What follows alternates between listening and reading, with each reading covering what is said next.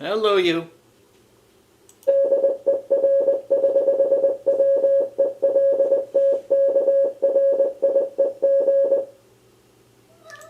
All right. Hope you guys are all doing well. Actually, I can pop this on the giant screen for now, since I'm not. I don't have anything shared right now. Go quickly a bit about what I'm going to be babbling about this week. And then also to mention that next week is CanGames, so certainly won't be doing any, won't have any live stream next week. I'll try to do some kind of, I don't know, I guess, well, I'm certainly going to be bringing my mobile phone or the camera, and then I'll record little bits as I go along. But let's see, it's 9 o'clock now, so that would be basically... Yeah, this time, hopefully, next week I'll be playing Britannia. That'll be kind of neat. Oh, my God, it's going to be so neat to just be surrounded by tons of gamers. And also, I'm hoping... oh, good morning, Meandering Mike. Meandering Mike says, greetings, everyone. And Zoe Dufour says, good morning.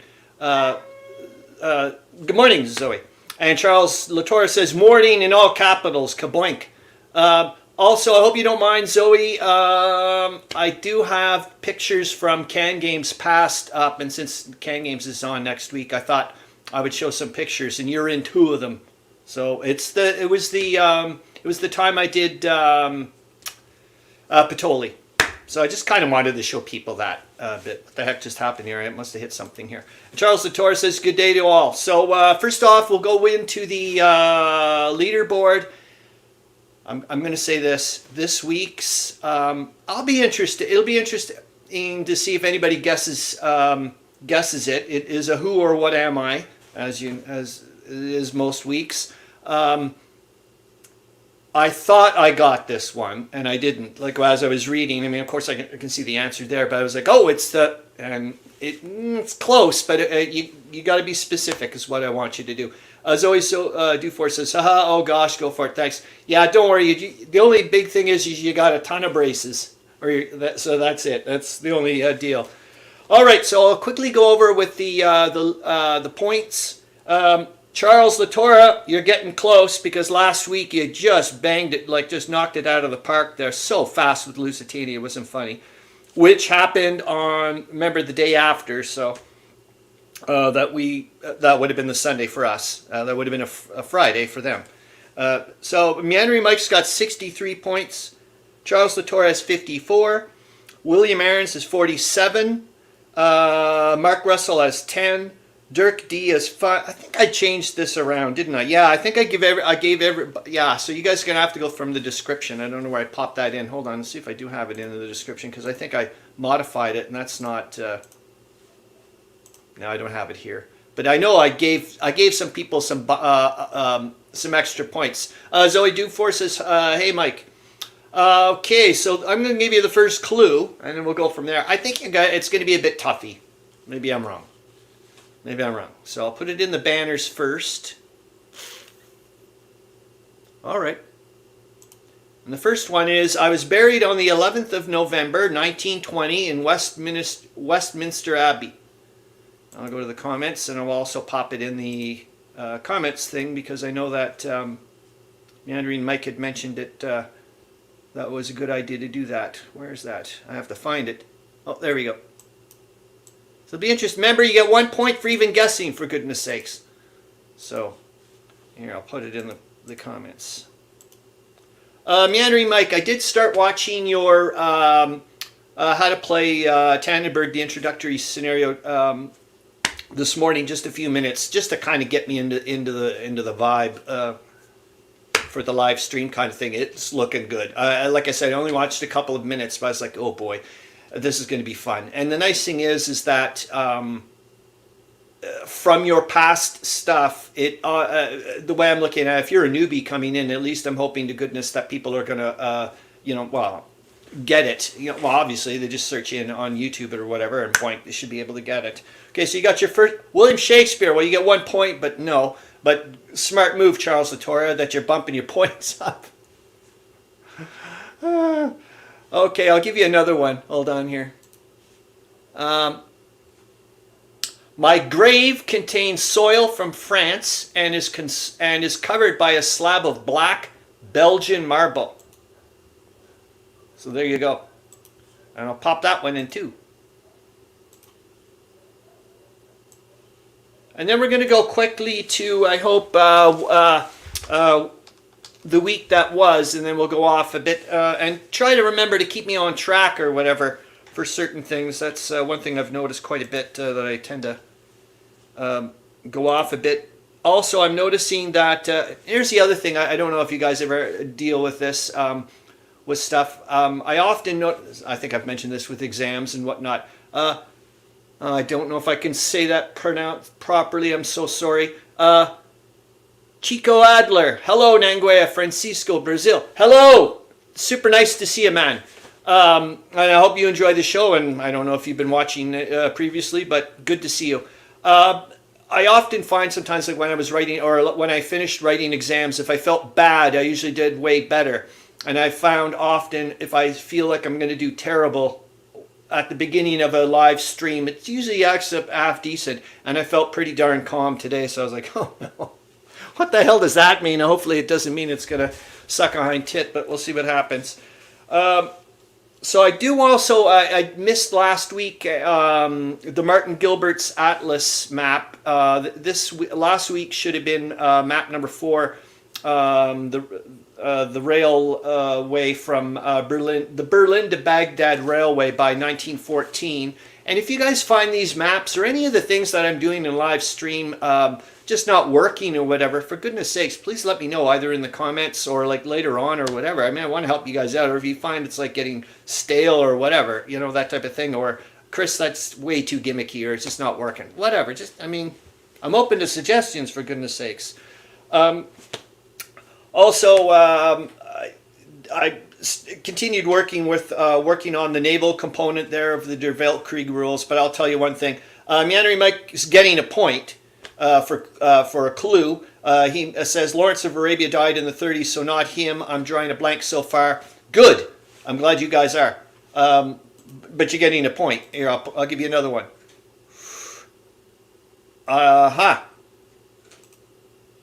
I arrived at my funeral through crowd-lined streets carried by British military leaders. And I'll also put that in. There we go. Edit. All right. Anyways, for the naval component, my God, I'm sure other people have noticed this that have read the Der Weltkrieg rules. You may, at first glance for me, it's like, oh, there's not much here, but it's like, holy cow, it's dense. And I was like, there's no way I'm doing this is not going to be a two-parter to go through this naval stuff. And to be honest with you, it's just going to be, like I just did this week, is just going to be on the ports. And yet again, it's still not going to be concrete amount of it or whatever, because it went off into something else when it started talking about special restrictions. For example, when, well, you'll see in a bit, when we, let's say if the Entente wanted to increase a port's operating capacity in the Mediterranean, it can only be doing so much, and then you also have to make sure that there's no other port being used as a staging area. And I was like, what the heck is he talking about as a staging area? And then he's like, see section 58. So I'm off, I go to section 58, which is about amphibious landings, and I was like, okay, we're going to go one little bit at a time, as well as I thought for sure I would have been able to finish up Chapter 4, which is ironic, that's also whatever, the C.E.F. moves inland. But it's, I don't know if it's part of my brain or whatever, but there's like two separate battles. So there's the, well, we'll get onto it in a minute, but so it's the taking of Yabasi, and then Dobell shifts his forces after that to go towards Adia. And I thought, okay, I could get this all done in one go, but there's just so much. Yet again, it's just dense stuff, and I'm trying to get my head around lots of things. I mean, I don't comprehend very much of the tactical stuff, like when they're talking about the flotilla doing, you know, having someone up in the as an advance, and then having like a flanking maneuver over. There's a lot of stuff that's still nebulous for my brain to kind of like click in. So that, so that'll be the Atlas map. Let's go to that right away since you guys are. I'll get rid of the banner. So you guys are still not having a hard time here, eh? I'll give you another one then. Maybe this one will be. This one's a good one. So this was the Joker fact. Each card comes with a like this little at the end, a Joker fact. I don't know why it's mentioned that, but it says royal brides married in Westminster Abbey send back their bouquets to lay on my grave. Oh, can you not feel it? That's when I started thinking I had guessed it right, and it's like, no, you didn't. So there we go. Yeah, I'll put on the Atlas, or no, I wanted to do the week that was. Let's get over that. Let's do that. All right, you got that in. I'm going to get rid of the banner because if I'm going to start showing the pictures, I'm starting to kind of clue in a little bit. So let's go to, hold on here in a minute. I want to open it up to the proper spot. And that would have been situation maps. Nope, pics. Number 28. And where should we go first? Let's go to Tabriz. All right. And please let me know if you guys say, okay, this thing's too small or whatever, because I don't, I'm going to... Zoe Dufour says that's a neat fact regardless. Yeah, it is. Oh, that's when I thought I had guessed it. And I'm like, no, it's not it. Share screen. Oh, also Charles Latora, I figured out what I screwed up with last week with the sound. It's because for some reason when you go to... share your Microsoft Edge or a browser tab through StreamYard, you have to click on, do you want the volume? And I forgot to do that. That's why we had to use the thing. So hopefully you guys can see that, because I don't know what, hold on, I'm going to see what you guys can see. So I want to, how about that? That makes more sense. Yeah. And there, I think you guys, hopefully, I don't know if you guys can see my arrow. Please let me know if you can see my arrow, because I don't know if you guys can see my arrow. So there, that is where the Russians are it says here, hold on, I'll get to the chronology bit so I can start looking up a little bit.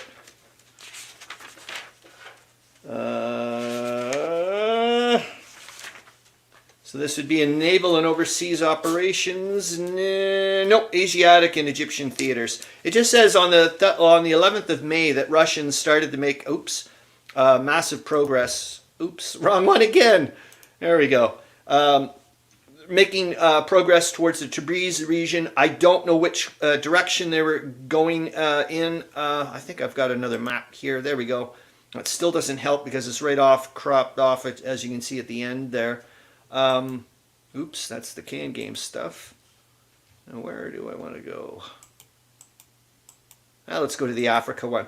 So also this week in 1915, the Union forces finally took the capital of German West South Africa, Windhoek. But what I've been reading from right now in the Great War in Africa book, of course we're in just in September, October for that, is that, and this is just like a little bit of alluding to from whatever, is that the Union forces are not having such a great time of it at that point in time in 1914, but obviously they're doing pretty darn good then. What else? I don't have any pictures for the Western Front or whatever, that stuff, but the Second Battle of Ypres is still going on, and now the Second Battle of Artois is starting to kick in as far as I know, so now I can start seeing the connection in a little bit with the Der Weltkrieg naming of that scenario, the scenario-specific one when it starts in 1915 when he mentions the Second Battle of Ypres and Artois, so I can kind of see where he's kind of getting there with that.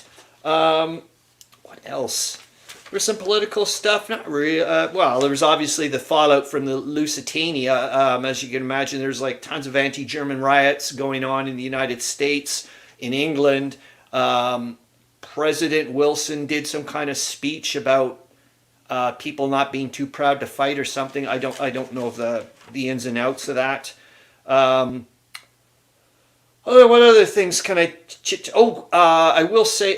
Meandering Mike mentions Tabriz is southeast of Lake Van, near Lake Ermia. Okay, thank you. So that's yet again with that Aha, they're probably obviously going towards helping out the poor Armenians, which is right now, I think this week it was mentioning in the political thing that like it's still, still it's in full on the essentially the genocide of the Armenians. If you know, that's I mean, sending them all out into the desert with nothing, and then they just also rounded up a bunch of political leaders as well, and so on and so forth. What else I was going to mention here? Oh, I did find out from reading about in the Great War in Africa. Maybe we'll flip on over to that because I really want to get a little tiddly bit of that. Meandering Mike says, yes, just south of present-day Armenia. So, boink. This is where I do know, I think we were mentioning last week with the siege of Van, that the Russians were, trying to come in. This is just this, yet again, another chunk that's going to be, have to find out at some point. It just, there's only so much I can do. And it's like, okay, the Caucasus, there we go. This whole other, it's going to be some fun stuff to find out. Charles Latora, and actually you mentioned it last week, Meandering Mike, when we were talking about how god-awful the Cameroons were for the British troops to get through that area. And you were like, oh, thank goodness there's no killer bees. In the chapter that I was reading up as I went on here, it says there were reports of killer bees during the fighting in the Cameroon. So there you go. I was like, okay, I hope to God I mentioned that. I also finally found out what rolling stock means, because the Byron Farwell in the book was mentioning, and I was like, what is rolling stock? And rolling stock, I guess, is things such as the actual train carriages, rolling stock. So the Germans, because I was when they were saying that the Germans had withdrew from Douala towards Yabassi and Yadea, going along the Wurry, was it the Wurry River? Yeah, the Wurry River and the two rail lines. That they had moved their rolling stock, and I was like, "What? I didn't understand what that meant." There's one word I still have to look up the French word for, because it keeps mentioning it's a specific troop name. Well, for French, it's like for the Senegalese troops and whatnot, Tiralleur or something. I don't know how to say it properly, but I want to look that up. It's Tirailleur. So I want to look that up as well. What else did I want to look up that I was trying to make sure that before we go off into Wonderland here? And it was neat to also read up on that in the book that he mentions, for example, railheads. I was like, oh my gosh, it's neat to see like an actual use of it in reality, not just some kind of game term or you know what I mean, like a counter or whatever kind of thing. Okay, let's go to the Africa thing. I'll pop that up. No, maybe we should do the because I'll never get to it otherwise. We'll go to the Atlas map first, and then we'll take a look at that because that'll go relatively quick. So hopefully, can you guys still see that? Let's see if I can see what you guys see. Yep, you can. Goody. I'll get rid of me so that way you guys can see just the map, and I can go. I really want to get it big. So please let me know if it gets too big or whatever. I'm going to go right up, and then we can. I'll scroll. So it says there for people that are not reading it or whatever. The Berlin-Baghdad Railway by 1914. Germany hoped to gain important trade and political influence in Turkey and Persia by the construction of the Berlin-Baghdad Railway. Charles Latora, buzz, buzz, buzz. You're darn right, man. Oh, I'd like to know how widespread they are in Africa. It'd be interesting to find out. With the exception of 175 miles in Serbia. And didn't they end up getting even worse killer bees by bringing some of those bees, I think, coincidentally, to Brazil? Francisco, Chico Adler, I think, wasn't that way back when? Because killer bees actually have a high honey output. So some maniac decided to crossbreed them with honeybees or something like that, and he ended up making a super aggressive killer bee, and that's where they ended up spreading up north. I may be wrong about that, but I remember reading about that when I was a kid. With the exception of 175 miles in Serbia, its 1,875 miles ran through countries sympathetic to Germany. But British traders, that I loved reading about this too when I was in another book. But just yeah, it was about like how they were trying to figure out how to take control of the railways, like the differences between France and Germany. Actually, it wasn't reading; it was from the Wesley Live Says podcast. He's got 3 parts on rails. Please, please, please check it out. I've put the links in previous whatevers. But British traders could make as much use of it as they wished, and French investors had a strong financial interest. The railway was in no sense a cause of war, although British public opinion saw it as evidence of German and Austrian expansionist tendencies. And holy moly, I look at it going all the way down. Imagine that. I would like to know if this railway still exists. Wouldn't that be interesting to be able to take something like that? I mean, I know they reopened the, what is it, the Orient Express and stuff like that. So it'd be interesting to see. The Adana, Aleppo, and Mardin, Mosul sections were not completed on the outbreak of war in 1914. Where the heck's that? The black bits. Oh, that's quite a... I don't understand that. Branch line completed by 1914. Oh, there. Okay, way down there. Okay.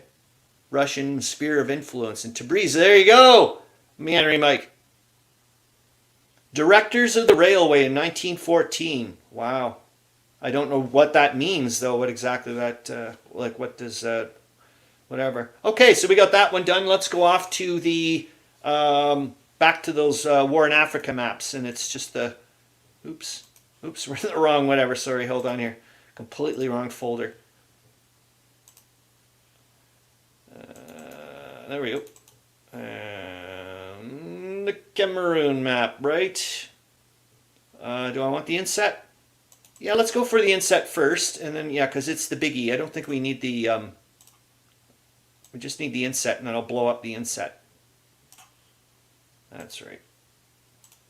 All right, and bang! William Arends blows it out of the sky, the unknown warrior. Good morning, William Arends. Yep, you got it, man. That's why William Arends and other people I was mentioning, I thought it was the unknown soldier. And I was like, oh, darn it. So you got it. You just show up out of nowhere. Kaboom. Okay, hold on here. I'm going to pop the picture for that. Meandering Mike gets it. Cool. And yeah, that way now I can show all the freaking whatevers at once. I don't have to go through all the clues. Well done, William Arends. Holy smokes. Man, you guys are good. I'll tell you that much. Meandering Mike, Tomb of the Unknown Soldiers, U.S. Ah, okay. That's maybe what I'm getting screwed up with. So please let me know if that's too small again or whatever. Here, I'll just, since you guys just need to see the bit, the middle bit, correct? There we go, the Unknown Warrior. And you guys, I'll read him out quickly. I am a symbol of the sacrifice of so many who died fighting in World War I. No one knows from which service or from where in the British Commonwealth I came. Yeah, and you've got them all there. I just think that's pretty cool. Yeah, I thought for sure I was thinking the Unknown Soldier, so I was like, okay. And I did put in the link for the Unknown Warrior. I'm not sure from what site exactly. Maybe it's the BBC. But anyways, I've got it. No, it would actually, no, it's from Westminster Abbey. I've got the link for that in the description, and you can go on down there and take a look and the actual pictures and so on and so forth. All right, let's go back to the thingamabob, the African inset. And then we'll talk about what I can talk about if I remember. Like I said, there was a lot of stuff. It's just very, military terms or military tactics or whatever you want that are just not Hopefully that's big enough for you guys. Please let me know. So let's a quickie recap. Finally they've managed to. They did take Douala, as you know. They did manage to drive the Germans out of Tika, and Meandering Mike mentions lots of famous people buried in Westminster Abbey, like Charles Dickens. I had no idea. Thanks for mentioning that. I had no clue.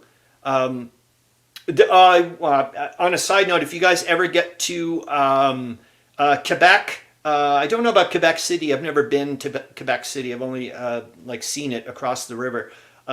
But if you go to Montreal, they've got some amazing churches and whatnot, and a significant number of people also buried in churches and that type of stuff. So they do know that the Germans have now withdrew to Adia and Yabassi, and I remember there was a whole heck of a lot of grief here until some Senegalese troops were able to cross the wrecked rail bridge near Yapona and drive off the Germans there. So the Germans now hold up here and here. So now let's see what I can, if I can clue in here. So this would be early October. I don't know the guy's first name or what rank he was, but his last name is Gorge, or Gorges. Gorgeous, I don't know, Gorge. But anyways, he was in, Dobell gave him in charge of the expedition. There was also another guy in charge of the land forces. His name was Vaughan.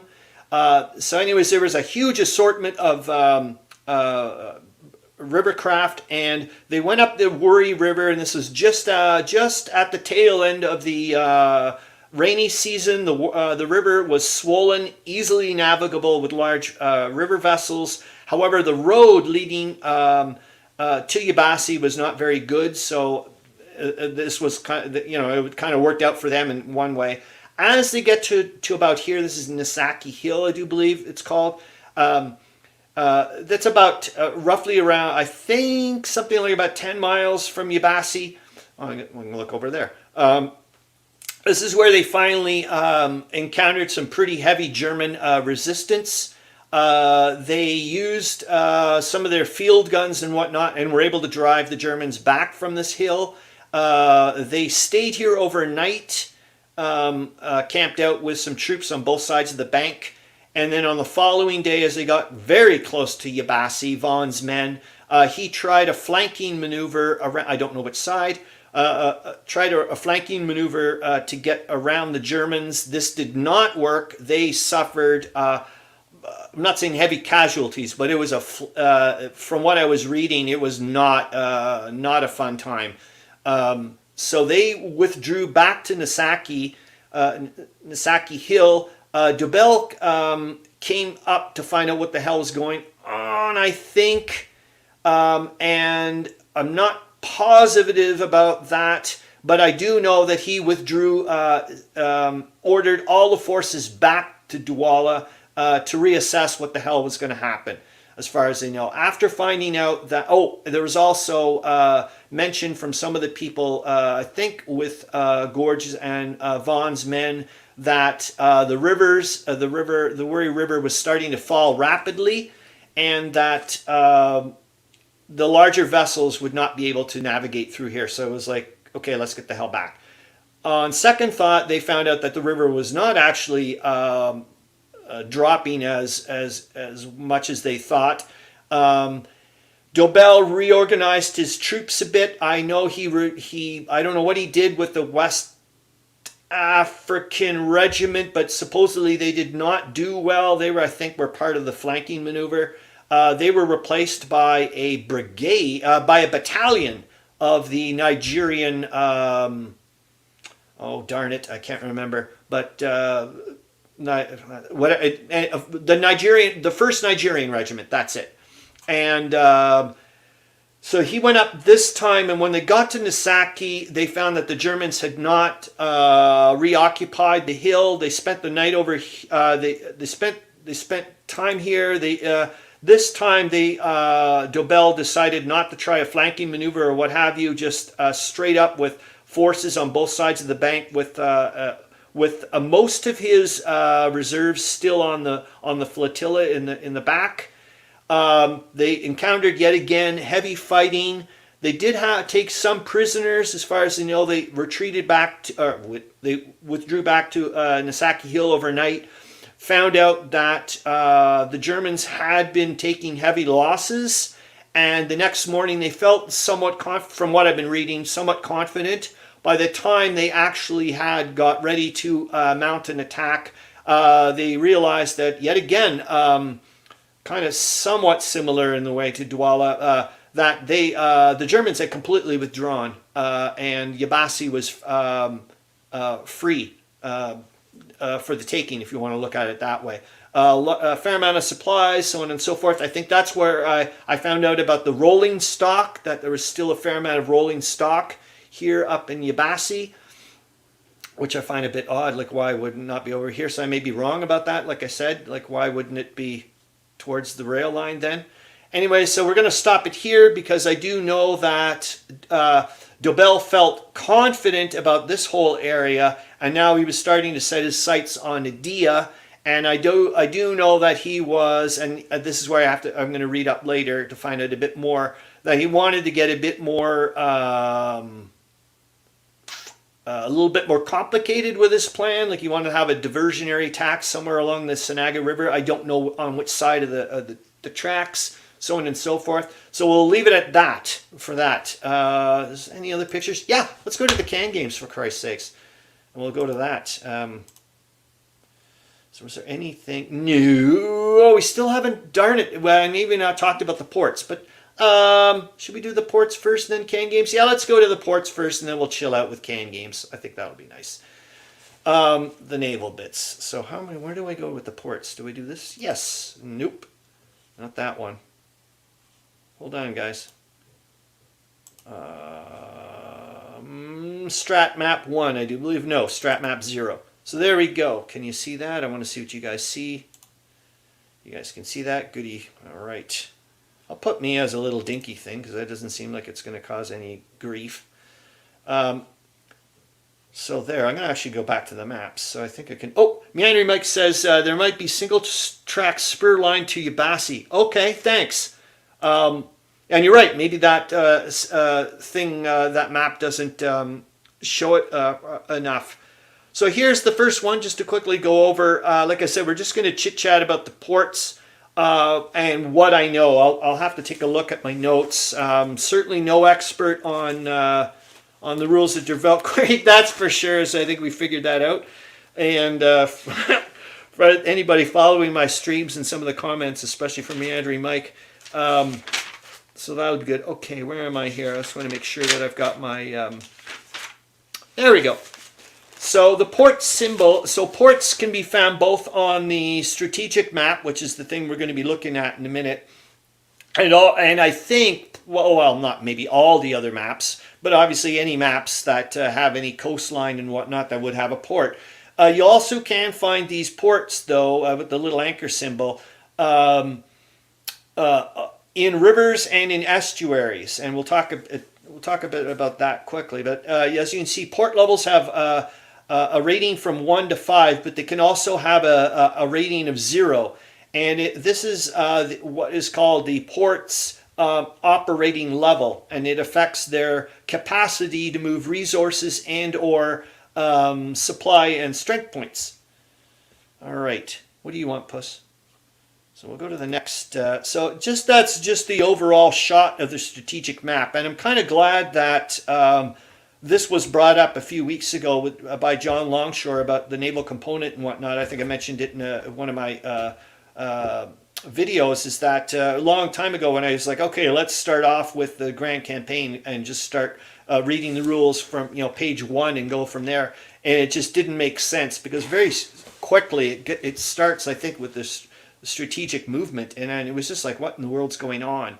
So from what I know, each one of these hexes is the equivalent of a mega hex on those bigger maps. So if you remember, I don't know if we can find here, hold on, we'll go to number 27 or something, where I think it was mentioned, or I don't know if we'll see a mega hex, part of mega hex there. Oh, these things here.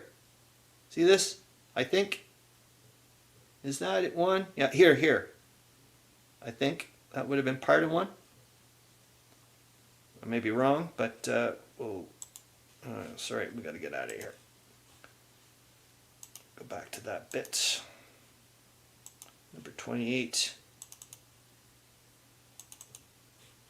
All right, so yeah, I'm just going to quickly go through the and there's like, you'll be like, oh, that's the same picture, almost like just from a slightly different angle. it's just, I just wanted you guys to kind of get like a whole overview. And I will say one thing right off the bat. When we get to North America, I do have a gripe. There's no effing way Halifax should be a port, an operating level of 3. We'll get into the specifics and you'll see why. So, there we go, North America ranking, Halifax a 3. Give me an effing break. So it says that some ports can be found upriver or an estuary. We'll go to get to one later. I think I found one on the western front. One here. See if I can. Is it there? Hold on. Would have been no. PB no. Oh well, maybe I can't find it. We'll go back to the 2. So, anyways, it says, for example, Rouen. That's in the western front. Maybe we'll take a look at that. It's a few hexes up, and so it's not right on the coast. And it says for a river port to be considered operational, both hexes on each side, all the way down to the open ocean, must be free of enemy combat units. It didn't say anything about enemy zones of control or, or for example, having enemy engineering units or enemy headquarters in any of those hexes. So I thought that was kind of neat. Yeah, it says the ports are classified from 1 to 5, and that's why I'm gonna start complaining about. I think this should be a 4, not a 3, and it's really important because I think if you were like the British forces bringing Canadian troops in, basically, look, essentially you're getting troops probably in from the Port of Montreal and Halifax. Those are going to be the 2 biggies. There's no effing way that Halifax was a port operating capacity of 3. I just can't see it being that. It says anyways that ports are numerically classified, representing the port's capacity for moving supply. I'll just flip over to some other pictures for you guys. Moving supply, resources, troops, etc. And it's referred to as the port's operating level, as I mentioned. Ports can have their operating level raised or lowered, which will affect their capacity. And it says when a port changes control, for example, let's say if, let's go to one nice one. You can see all the different ones. Here's that area. It's like, okay, there's a lot of spots here that are not in any of the Weltkrieg maps. So how is this going to be incorporated into playing a game? Like, this doesn't exist. None of this exists. So it'd be interesting to see how that, I'd like to find out. Just find interesting. There we go. All kinds of different, you can see all the map. Oh, and there, I don't think I've ever mentioned, I did mention it way back when, where I think I wanted to be a bit sneaky and see if I could bring in British troops, British ships up to here into, right here, that's Valona, I do believe, where in 1914 the Italians have landed some troops here.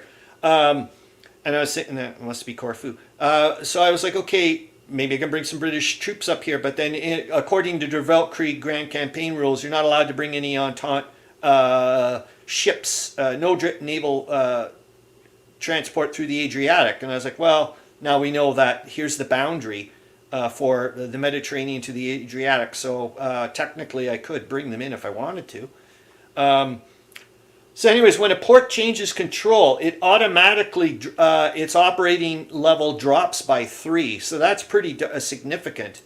Like I said, I'm just showing you a bunch of different ones and still have to find out about these little dot lines. Obviously, it's some kind of transport way. Is this like oh, that's a canal. That's right. It's a special thing about canals, which I don't know anything about yet.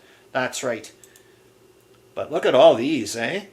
So this is what I find interesting is if there is some way of being able to destroy these ports.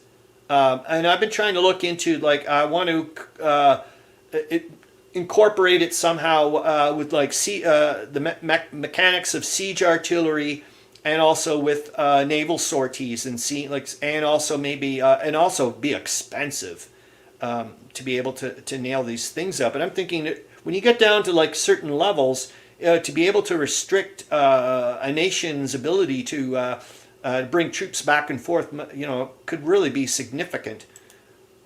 Yet again, these other little things I just don't know anything about. So anyways, we go, the lowest level of port can be reduced to is 0, and that's considered inoperative. What else? There are port damage markers, and we'll go take a look at them in a minute. I got the link for BGG there. Oh, hold on, you're not going to be able to see it, but I will grab it. So that way, oh, I can get rid of all of the, there we go, hold on here. This guy, yep, I want you guys to see it. It's a really, really nice looking counters. We'll do that in a minute. But what else did it say? There's port damage markers for the standard map, but I couldn't find any on-map markers to indicate port damage on strategic maps. And I couldn't find any mention of damaging any ports, as I was saying, except for like occupying them. Says other than, and it mentions that a player can intentionally damage a port under their control through the use of engineers. It says you need to roll greater than the current port operating level to succeed. So, for example, if you had an operating level of 5, or let's say here, if you wanted to nail this one, you'd need a 5 or 6 to drop it down to a 4.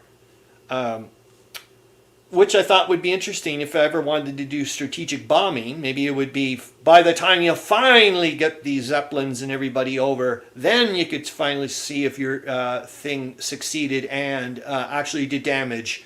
That would be interesting. That's what I'm trying to take a look at. Section 5214. Let's look at another. Get towards the fun stuff here. Oh yeah, that was the.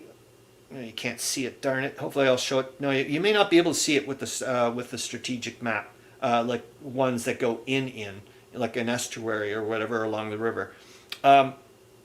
Section 5214, it says it takes 3 full turns for an inoperative port to return to level 1. And thereafter a port is repaired by an engineering unit at the rate of 2 supply points of a loading-unloading ability for every 3 turns. And what does that mean? Well, I'll show it to you in a minute. What it's going to come down to is if you wanted to return a 0, it would take you over 2 years, essentially, to bring an inoperative an inoperative port back from a 0 to a 5. It would take you a little over 2 years continuously. That is impressive. What else did it also mention? It mentioned that, which I thought was, well, we're going to get here. We'll go to my pictures so you can see what I mean. So there's a little bit more. It's a lot of stuff. Just there's where are you? No, not that area yet. There you are. So there it is actually on there. So to get to there, if we went into the other map, you would see it there. And some more Scapa Flow. I didn't even know what the heck Scapa Flow was all this time, but keep hearing it, people mentioning it. Finally, I'm like, okay, it's an actual spot or something. Okay, now, what did I wanted to show you? Oh, yes, my little notes, which would be ports, right? Yes, okay. I'll bump it up a little. So here, I think I did, I'm sorry if it doesn't look, it's just my notes and I didn't, whatever. So here you're going to see it says the operating port from 1 to 5. And I'll try to make it a little bit less. There we go. So resource points for an operating level 1 or 2. Meandering Mike says Scapa Flow is a major UK naval base. Thanks. I had no clue. I didn't actually know it was a naval base. I thought it was. I didn't know what it was. I thought it was like when I hear Scapa Flow, I thought, to be honest with you, it sounded to me such as like some weird river current or an ocean current. That's what I assumed it was. So if you see here, port operating levels 1 or 2, you can only transport supply or strength points. You cannot transfer resource points. Also, once you get up to this point, so let's say, for example, you had a port 3. And you wanted to that turn or that month or whatever, because I don't know the specifics yet. So I'll pop over the rules and oh my God, I can't believe we've done 45 minutes. Jesus H.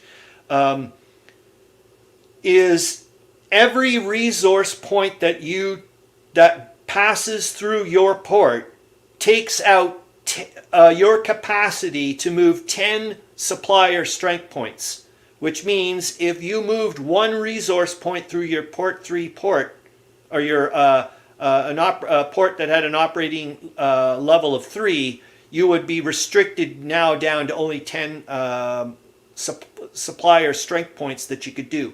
And I wanted to convert it into, remember, this is just based on an average number that I think I'm getting right, which is about, the average British division or so was about 18,500 people at the beginning of the war. So let's, oh shit, did I do 5 strength point? I should have done 4. I did 5 here though. Oh, well, it's too late. I could have sworn I thought I did a 4 strength point, dude. Or maybe I'm doing someone else. Okay, we got to stick with that because I'm doing something else on the flip side. That's right. Another calculation for something completely, something for my own world. So you can see here, it would take 2 turns for a level 1 port to just be able to transport 1 5 strength point infantry division. I mean, I'm rounding here. I mean, what do you want? And then, as you can see here, it would be 1 turn for a level 2, and then it starts cranking up. So if you had a level 5 port, holy smokes, could you ever start if you had the ability for everything else to do something? An interesting thing I did find, let's try to take a look at a half-decent picture. Actually, we'll go to CanGames next. I think that's about it. Aha! Look at that. Is that the Entente are the only ones allowed to increase a port's operating, hold on, I just want to see the, nope, we're good. I thought maybe the squirrel was going to hell on my bird feeder. The Entente are the only ones that are allowed to increase a port's operating level. The Central Powers are not. Both sides are allowed to repair their ports, but the Entente are the only ones allowed. I find that a bit odd, and I'd like to find out why that is the reason. And as far as I'm concerned, if somebody was going to be playing an alternate history version of the Grand Campaign and so on and so forth, then to me that just doesn't make sense. So I'm not going with it that way. I don't have to worry about that yet because it's way off in the future for my game, but still, it's something to think about. So I'll leave that with the ports for now, and hopefully we'll chit-chat about that later. So here we are. This is, oh my God, there's my friend. And hopefully you can see the my mouse. Hopefully you can. Let me know if you can't see the mouse. I'd love to be able to point to things. There's my friend Sean, who you're going to see in a bit. I haven't spoken to him in a dog's age.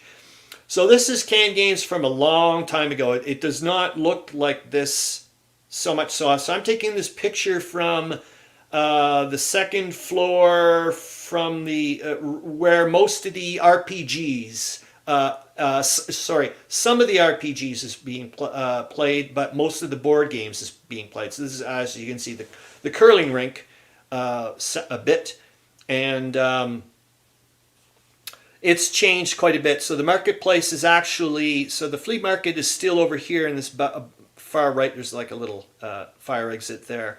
But they've opened up this whole section. So the marketplace is actually still along here, but it's now like in an L shape along here. So this far wall, I don't know if they're changing it now, but so this would have been, yeah, this would have been a Saturday. Yeah, this would have been a Saturday. So this would have been maybe late Saturday afternoon, I would say. Yeah, probably a late Saturday afternoon because it's starting to mellow out. But this would have been a zoo during Saturday morning.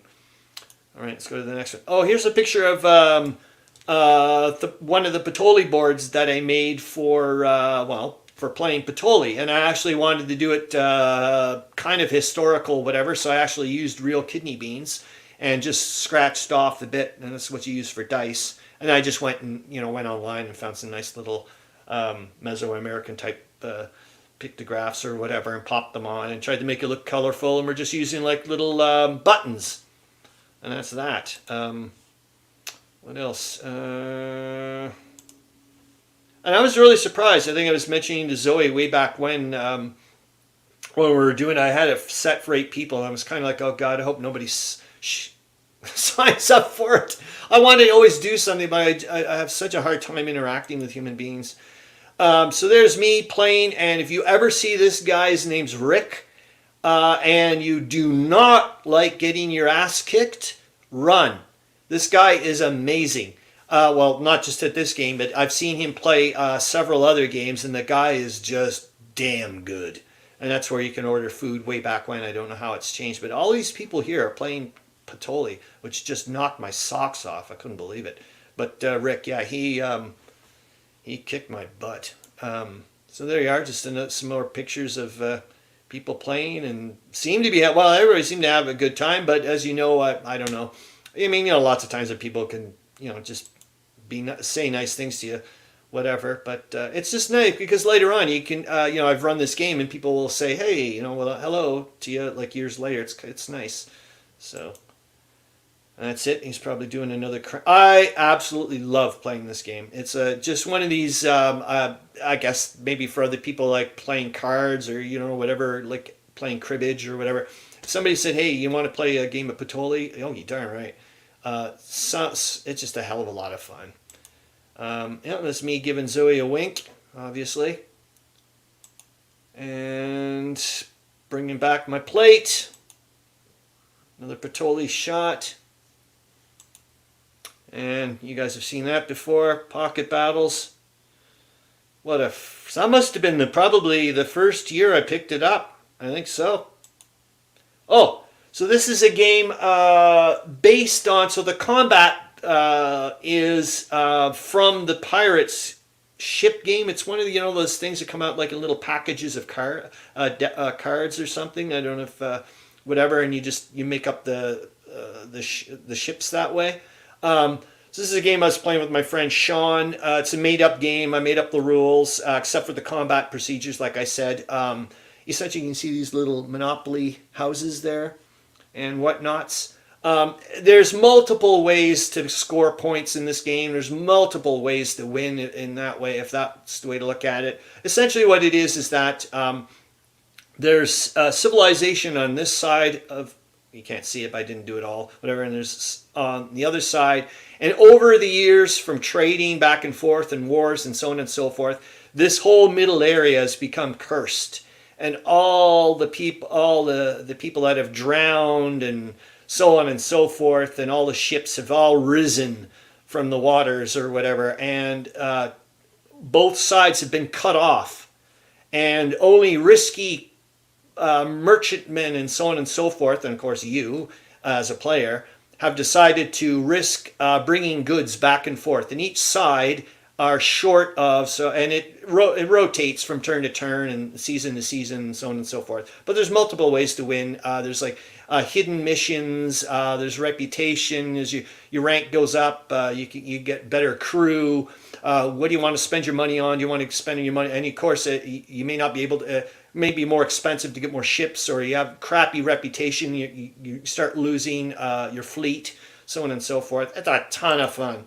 There you can see there. So yeah, that's a ton of fun. So we're just probably talking about another bloody rules mechanic situation there. So there we are. And there you can see that's where I was taking the picture, right from that window there. Zoe Dufour says, I was so surprised how many people showed up to that. They all had a blast. Thanks, Zoe. I know, and you remember, I could feel almost my heart going into my throat. I was like, oh my God, I have to deal with 8 people. But yeah, you're right. It went well, and they were very, especially due to the fact that a lot of it was unsupervised. I mean, here I am playing with, Rick, and then actually, let's quickly go back. You'll see. These guys are the only ones that I know of that have ever done it. They're playing a 4-player Patoli game. I said, you can do it, guys. And I showed them up, and it supposedly was a living hell because it got really constricted. But I think it would have been, I would like to try that, or maybe even a 3-player would be really fun. This game is just, gosh, I love it. A ton of fun. All right, so, and I don't think there's too many pictures. Yep, yeah, that's it. Zoe and I were. I'm sure she's just loving that. So I'll go away quickly, Zoe. There you are. Yeah, Zoe volunteered that year, which was freaking awesome. Is there anything else I wanted to show you? Because we're only about 6 minutes left. Let's see if I can find some half decent pictures. But you know what? I don't think there's really much for me to show you anymore. Again, we're just gonna chit chat about Lord knows what. See if we can find. I don't think so. You can just look at my ugly mug for a bit. There we go. I'll take a look at my pics. Please let me know what you guys are up to as well for the week. I know that I did get the Meandering Mike says, what year was this? Darn it, Mike. I could. Oh my God. Hold on. I can find out. Maybe. I'm pretty sure, Meandering Mike, it was. I'm not positive. But it could have been the year I won this. And I'll tell you why. I'm not sure. Zoe may be able to tell me. So it would have been the year 2011. So she would have been dating you-know-whats. Or it could have been, I'm not sure. But I would have won with this dude. Reason why I won is because... No, it wasn't that year. Maybe, no, I can't remember if, anyways, I was cheating. Well, kind of cheating. Every time I said to somebody that I knew, I said, hey, put your name in for, put my name in for the People's Choice Award. No one was basically voting. So it's not 2009. Okay, that sounds a bit better. I'll take a look, Zoe. Thanks. Zoe Dufour says probably 2009 that was those pictures were taken. Yeah, so it's not like I won one kind of thing. I won by stuffing the ballots, I guess is what you can say. Yeah, it's going to be a weird week in the sense that I'm going to still try to keep up, obviously, with the week that was and whatever. But it's odd that I'm like, okay, I'm like starting to like sail in towards figuring but towards CanGames. And I think I've mentioned this before. It's the same route that I'm now taking to get to work. I use the same pedestrian or multi-use bridge that I would use to get to CanGames. So it's going to be neat on Monday and Tuesday when I go to work. I'll be like, oh my God, on Friday morning, this is going to be a completely different reason. Meandering Mike says, nah, I'm not cheating. You were just campaigning. Okay, I like it. As well as your other thing. What did you call that? Darn it. Leveraging. Leveraging ideas and whatever's. Yeah, it's going to be neat. Oh, gosh, I'm so excited, guys. There's been a few times, like even yesterday. William Arends says the CanGames convention seems to be oriented towards RPGs and miniature games than board games. Oh, you must have taken a look at the schedule.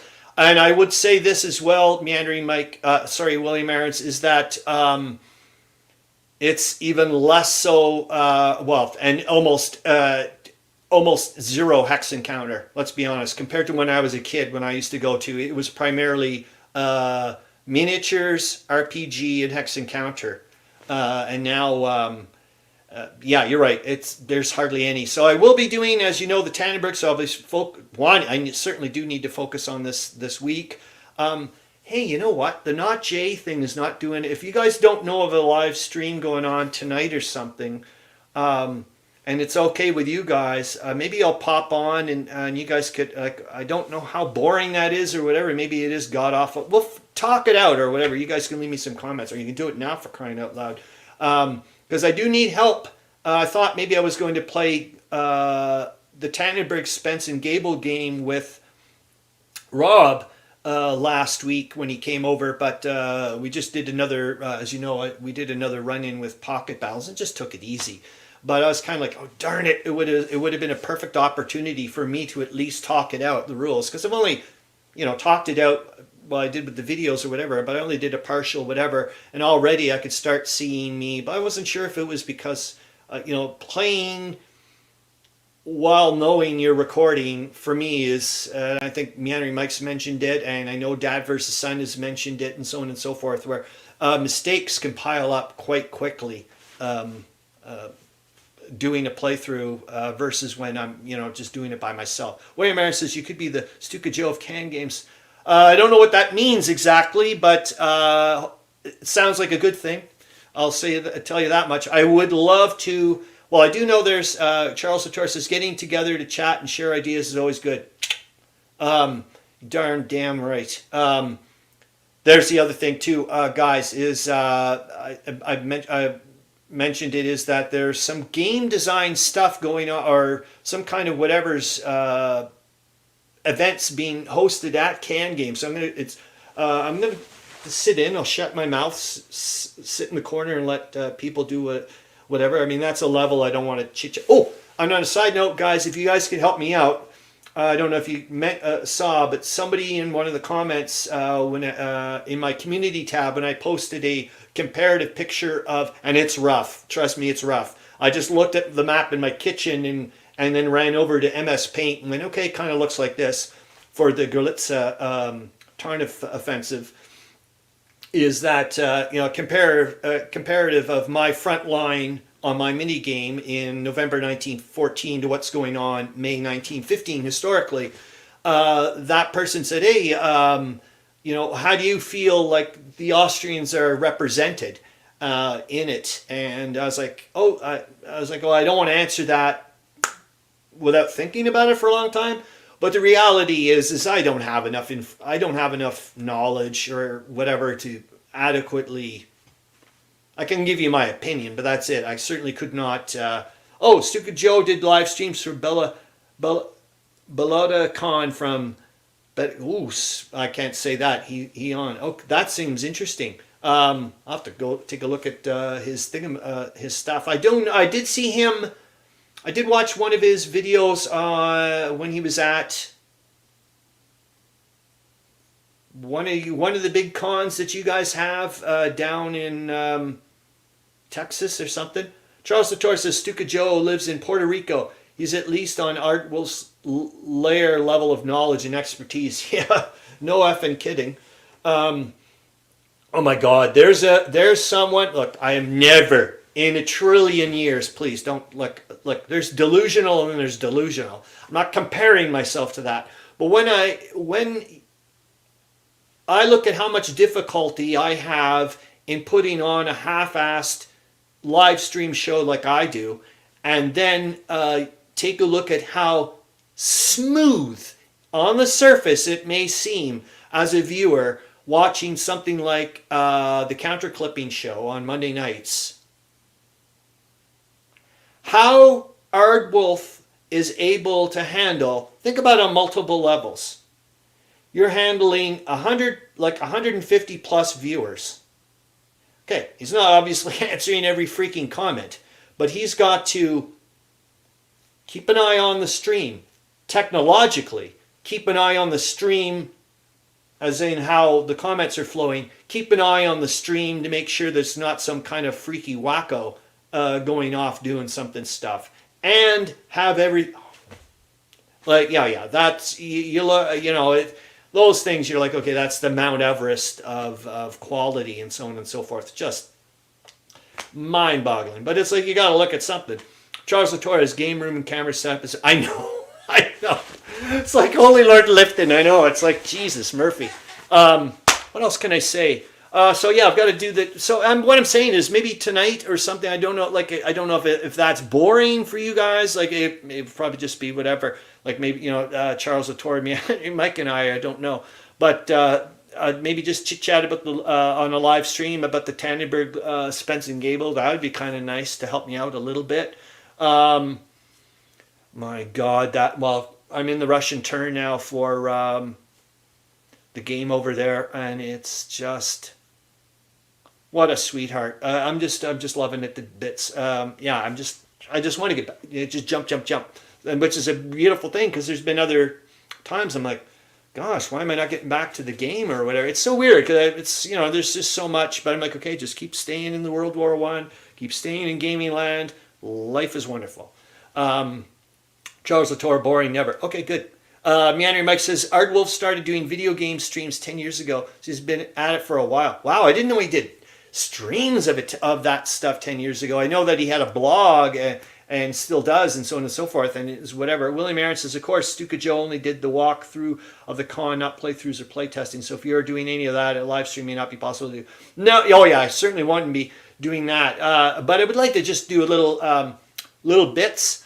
So, and I'm not saying, what would you call it? I'm not being whatever or whatever, but I do know there are going to be times where I have to remind myself to enjoy CanGames just for myself, if that makes any sense, and to always, and Zoe Dufour has mentioned this before to me, remember this, like, the game is your game as well. It's not just always, oh, by the way, like, sometimes I can just play the game by myself. I don't have to go, by the way, you should be recording. It's like, no, you don't need to do that. You just whatever. Yeah, that's it. I'm absolutely dumbfounded that the grand campaign is connecting in a way that I just never. It's weird because at the very beginning I was like, this is not going to happen.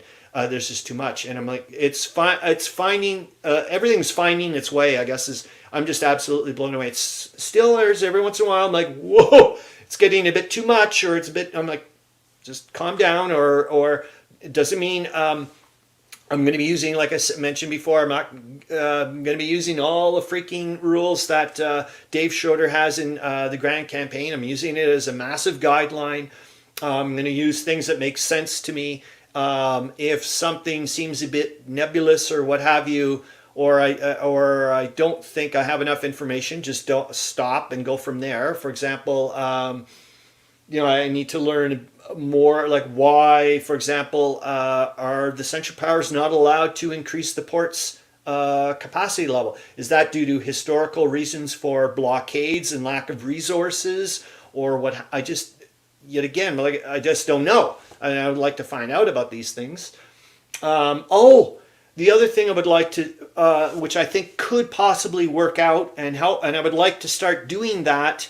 And this is another what do you call it, side project, but I think this would certainly help other people that would like to do this at some point, is for example, like, what am I supposed to do when I start engaging, let's say in December 1914, the Western Front or the whatever front, and how can I do that into Der Weltkrieg strength point terms or supply point terms if I've got no frame of reference to go, okay, this is at the beginning of the war, this is how much attrition or whatever has been occurring, and like how do I represent that? Lots of times when I've taken a look at the rules in Der Weltkrieg, I'm like, okay, if you're starting like at this point and whatever, all the troops available at the beginning of the war are available, but they're now at a reduced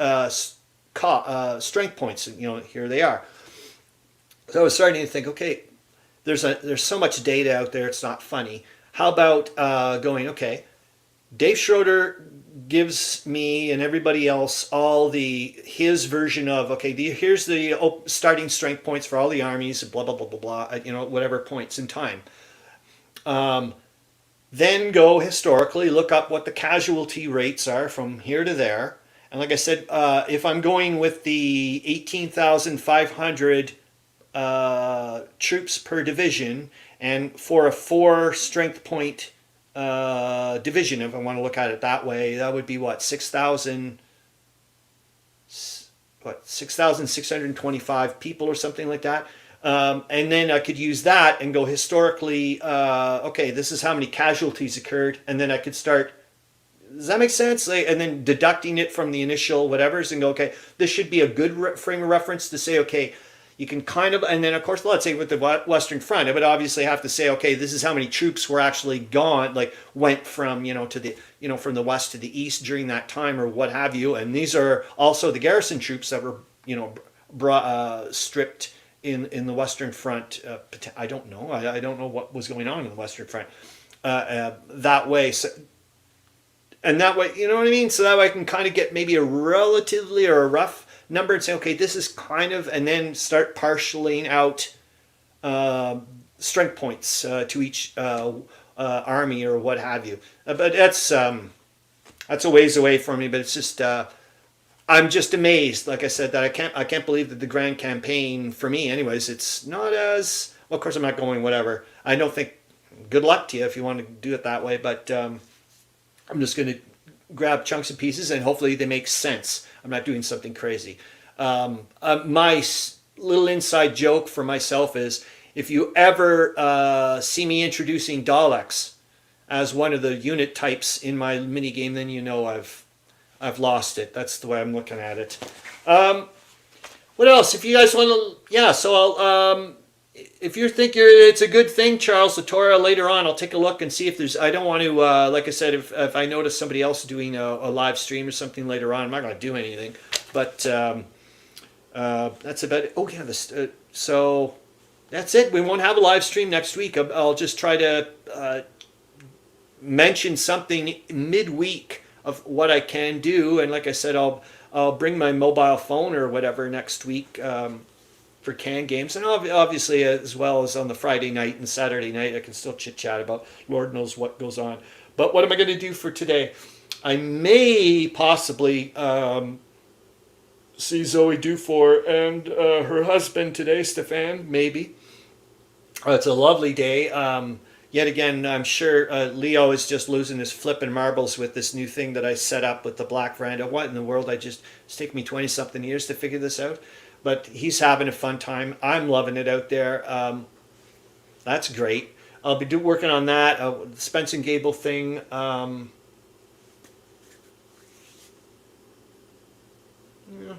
I don't know. I'm trying to think of other things. No, it's just, yet again, I just... No,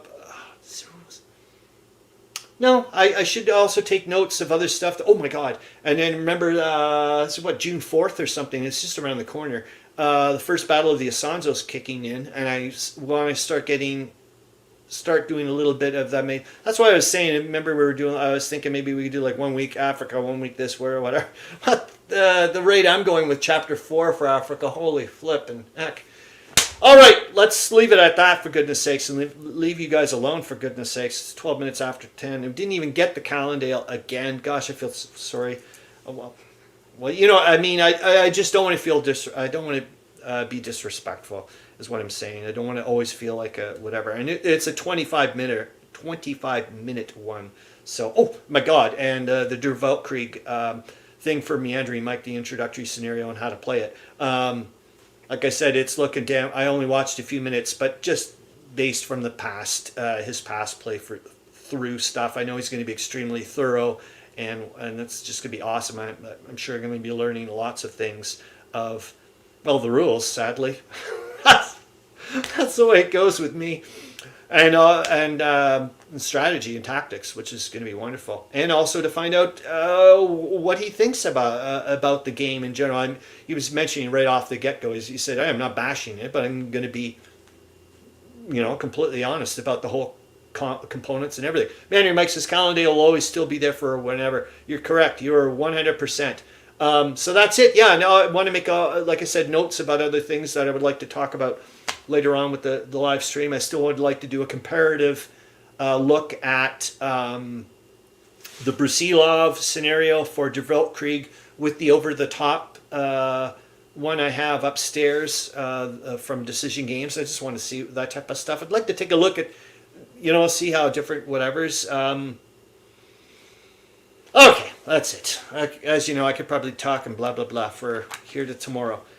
Guys, I'm going to say it again, and I'll hopefully say it every freaking week. Thank you so much. This is, you guys are so motivational for me. It's not funny. This has just been wonderful. I can't believe it's only, May 1915, and still got another, a few years to go. And then after that, and I did put in a link for the YouTube videos for the symposium called Fractured States or Fractured Nations or something. And this is a lot of, I think, to do with Europe and whatnot, post-World War I or Versailles kind of stuff. And but a lecture series as well from the world, hosted by the National World War I Museum and Memorial. And so I put that in the links, I hope. And that's it. yet again, thank you so flipping much. It's wonderful. It's been great. And please, if you guys can give me some extra suggestions or whatever, I'm here, man. Okay, thanks, guys. I hope you have a wonderful weekend, and I'll see you in a little bit. And Meandering Mike says, ciao, y'all, and CanGames! Fuck! Oh, my God. Here we are, man. Here we are. Okay, see you later, guys. Bye. And in broad.